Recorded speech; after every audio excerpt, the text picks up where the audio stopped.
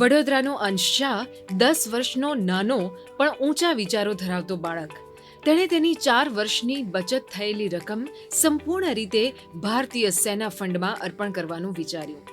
આતંકવાદ સામે ભારતીય સેનાએ સફળતાપૂર્વક પાર પાડેલ ઓપરેશન સિંદૂરથી પ્રેરાઈને અંશે પોતાની બચત સૈનિકોને અર્પણ કરવાનું નક્કી કર્યું. તે તેની માતા આનંદા સાથે કલેક્ટર કચેરી ગયો અને કલેક્ટરને પોતે જમા કરેલી બચતની ગુલક આપી દીધી. પોતાની નાની ઉંમરના મોટા સંકલ્પ લઈને અન્યો માટે એક ઉત્તમ ઉદાહરણ પૂરું પાડ્યું છે. તેની આ બહાદુર અને સંવેદનશીલ પગલાંની પ્રશંસા કર્યા વિના રહી શકાય નહીં. જિલ્લા કલેક્ટરે પણ અંશના પ્રયાસોને વિશેષ રૂપે સ્વીકારી અને પ્રશંસાના રૂપમાં તેને પ્રસાદીનું બોક્સ અને એક પ્રેરણાદાયી પુસ્તક ભેટમાં આપી તેના મનોબળને વધાવ્યું.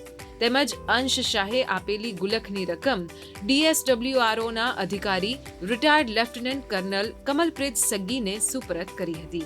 આ ઘટના માત્ર એક દાનના કાર્યો પૂરતી સીમિત નથી, પણ સમાજ માટે એક સ્પષ્ટ સંદેશ પણ આપે છે કે ઉંમર ભલે નાની હોય, પરંતુ ઈરાદા મોટા હોય તો કોઈ પણ વ્યક્તિ દેશ સેવા માટે મોટું યોગદાન આપી શકે છે. અંશ શાહનું આ કાર્ય અન્ય બાળકો માટે અને મોટેરાઓ માટે પણ પ્રેરણાનો સ્ત્રોત બની રહે તેવી શુભેચ્છાઓ.